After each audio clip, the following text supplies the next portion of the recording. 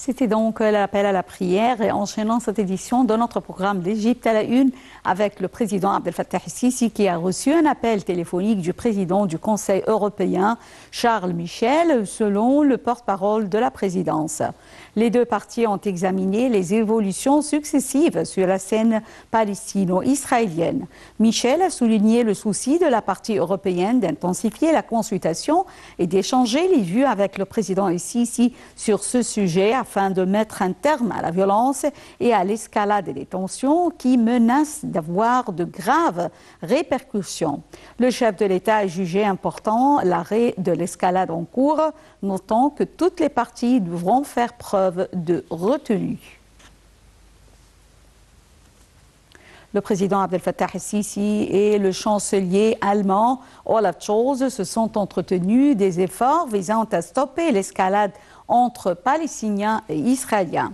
Les deux bords ont réitéré l'importance d'intensifier l'action pour prévenir toute aggravation des conditions actuelles qui mènent à des cercles de violence et de tragédies humanitaires, tout en prenant en considération les retombées considérables prévues sur la sécurité et la stabilité régionale. Le président Abdel Fattah el-Sisi ce samedi, l'élection présidentielle prévue en décembre. El-Sisi a été élu pour la première fois en 2014 avant d'être réélu en 2018 pour une majorité écrasante. Dalia Karam nous donne plus de détails. Le président Abdel Fattah el-Sisi a annoncé ce samedi sa candidature aux élections présidentielles prévues en décembre. Cette décision a été officialisée avec le dépôt des documents de candidature par Mahmoud Fawzi, le représentant légal du président el-Sisi auprès de la Commission électorale nationale. Ahmad Bendali, directeur de l'exécutif de la commission électorale, a tenu une conférence de presse pour confirmer cette candidature.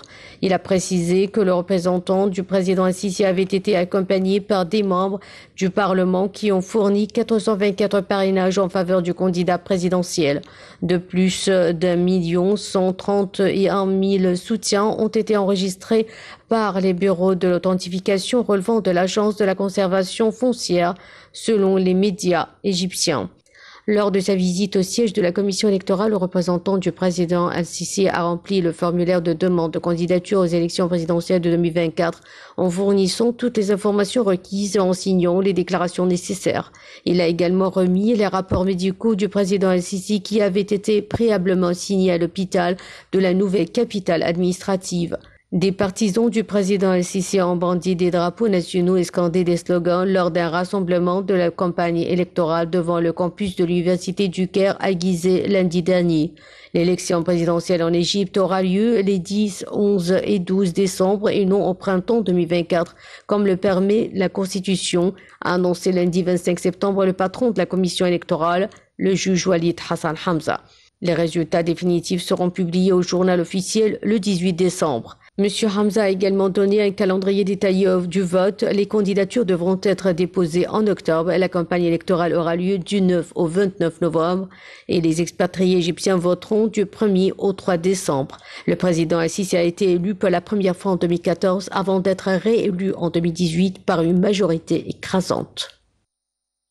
L'Égypte a célébré ce vendredi 6 octobre 2023 le jubilé d'or de la victoire glorieuse d'octobre 1973.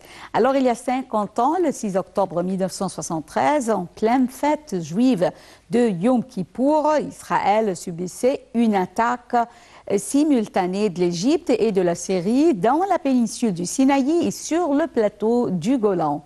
Des territoires occupés par Israël depuis la guerre des 6 jours.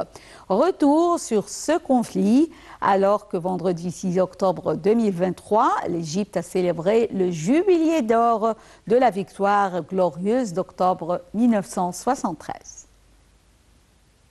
Le 6 octobre 1973, en pleine fête juive de Yom Kippour, Israël subissait une attaque simultanée de l'Égypte et de la Syrie dans la péninsule du Sinaï et sur le plateau du Golan.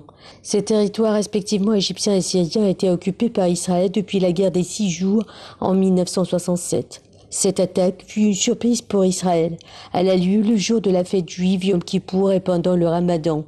Malgré l'observation de manœuvres et mouvements de troupes syriennes et égyptiennes dans le Golan et dans la zone du Canal, les dirigeants israéliens, Golda Meir, Premier ministre, et Moshe Dayan, ministre de la Défense, n'anticipent pas cette opération et de nombreux soldats israéliens des territoires occupés ont été envoyés en permission à l'occasion de la fête.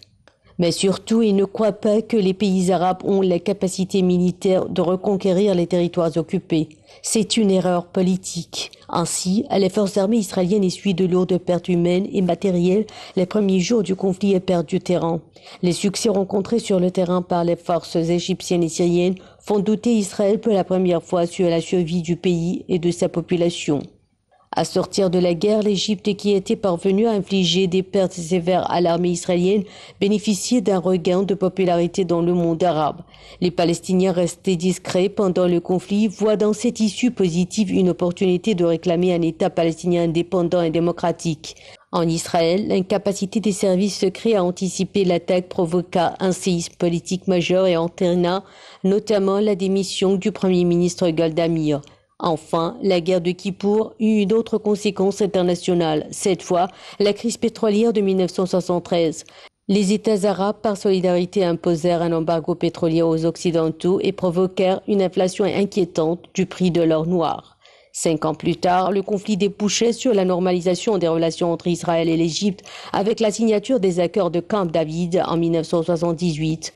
L'Égypte récupéra la péninsule du Sinaï et la frontière entre l'Égypte et Israël était finalement rouverte. Le président Abdel Fattah el-Sisi, lui, n'a pas combattu contre Israël, mais sa guerre à lui était celle contre le terrorisme depuis 2013, particulièrement dans le Sinaï. Alors, la lutte contre le terrorisme qui a eu lieu sur la terre du Sinaï n'est pas moins importante que celle qui a conduit à la victoire d'octobre, a déclaré le président el-Sisi. L'État a investi massivement dans le Sinaï au cours des 9 dernières années et continue à mettre en œuvre des projets de développement dans la péninsule. L'expansion des projets de développement par le gouvernement dans la péninsule du Sinaï s'inscrit dans le cadre de la stratégie de lutte contre le terrorisme. 25 avril 1982. Une date qui est venue couronner la victoire du 6 octobre 1973, avec le départ d'Israël de la dernière zone occupée du territoire égyptien. Le drapeau de l'Égypte est levé sur la péninsule du Sinaï dans sa totalité. La dernière scène d'une longue série de conflits égypto-israéliens qui se termine par la restauration complète des terres égyptiennes après une victoire politique et militaire. La libération du Sinaï a connu 3 étapes. La première étant le résultat direct de la guerre d'octobre 1973 et les deuxième et troisième étapes dans le cadre du traité de paix de 1979. Comme l'explique l'expert militaire, le général Nasser Salem, conseiller à l'Académie militaire de Nasser, le Sinaï a toujours été au centre des convoitises.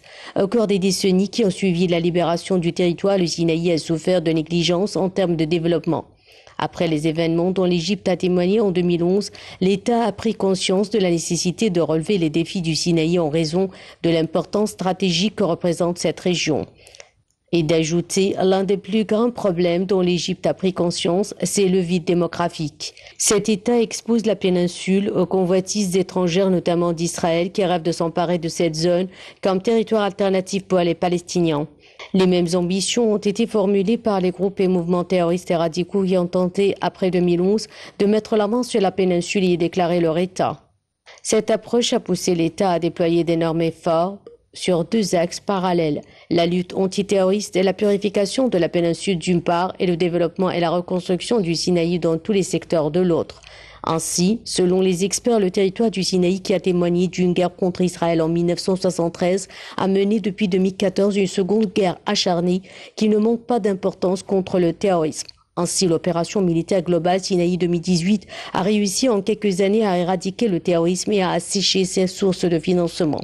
Cette lutte antiterroriste n'a pas entravé l'objectif fondamental de l'État qui consiste à reconstruire le Sinaï. En parallèle, l'État a adopté depuis 2014 une stratégie de développement qui a atteint un montant total de 610 milliards de livres égyptiennes. avec des projets consacrés à la reconstruction de diverses régions du Sinaï, la construction de nouvelles villes et de centres de population bédouins, en plus du développement des infrastructures, du réseau routier et de la construction d'hôpitaux, d'instituts, d'écoles et d'universités, des projets hydrauliques, de l'assainissement, de l'électricité et d'autres. Le président Abdel Fattah al-Sisi a en outre annoncé qu'un plan supplémentaire axé sur les régions du nord et du centre du Sinaï serait bientôt mis en œuvre avec des investissements dépassant les 300 milliards de livres égyptiennes. Ainsi, tous ces projets ont réussi en quelques années à briser le mur de l'isolement qui a pour de longues années séparé le Sinaï et à mettre fin à la négligence de cette zone stratégique très importante. Aujourd'hui, le Sinaï, la ville de la paix, est la cible de visites touristiques, de conférences internationales, de rencontres politiques et surtout cette ville est devenue l'une des zones d'investissement les plus importantes en Égypte. La nouvelle ville de Port Saïd, ou ce qu'on appelle la ville Salem, s'étend sur une distance de 35 km sur la côte méditerranéenne, offrant d'excellentes opportunités de développement touristique et économique. La ville a tout ce dont un individu et une famille ont besoin pour une vie confortable et durable. La ville de Salem. La nouvelle Port Saïd, ou ce qu'on appelle la ville Salam, est la première ville de ce type à être construite sur la péninsule du Sinaï et est considérée comme l'un des plus grands projets urbains en Égypte et au Moyen-Orient. La ville de Salam s'étend sur une distance de 35 km sur la côte méditerranéenne, offrant d'excellentes opportunités de développement touristique et économique. La ville a été soigneusement conçue pour répondre aux besoins et aux aspirations des futurs résidents, car elle a tout ce dont un individu et une famille ont besoin pour une vie confortable et durable. Selon un rapport du Centre d'information et d'appui à la prise de décision du Conseil des ministres, la nouvelle ville de Port Saïd ou Salam est considérée comme un modèle de développement durable car elle comprend de vastes espaces verts, de beaux parcs et jardins. La ville se distingue également par son infrastructure développée et renferme donc des routes principales et des axes de circulation modernes qui facilitent le transport et les déplacements à l'intérieur de la ville. En outre, elle est considérée comme un centre d'activité économique et industrielle avec de nombreuses opportunités d'emploi qui sont offertes dans divers secteurs. Le Conseil des ministres a affirmé s'engager à travers la mise en place de ce projet ambitieux à une vision stratégique de développement durable pour réaliser un équilibre entre le développement urbain et la protection de l'environnement. Salam, qui s'étend sur la rive de la Méditerranée, est entourée de vastes zones agricoles. Elle reflète la volonté de l'Égypte d'améliorer le niveau de vie et offrir des opportunités d'emploi ainsi un fort développement économique dans cette zone vitale. Il s'agit d'un investissement audacieux et d'une vision d'avenir pour parvenir à la prospérité et au développement durable en Égypte. Mesdames et messieurs, fin de cette édition de notre programme L'Égypte à la une. Et également, c'est la fin de la transmission en langue française sur Nile TV International qui reprend à 18h locale. Merci pour votre fidélité à Nile TV International. Bonne soirée et au revoir.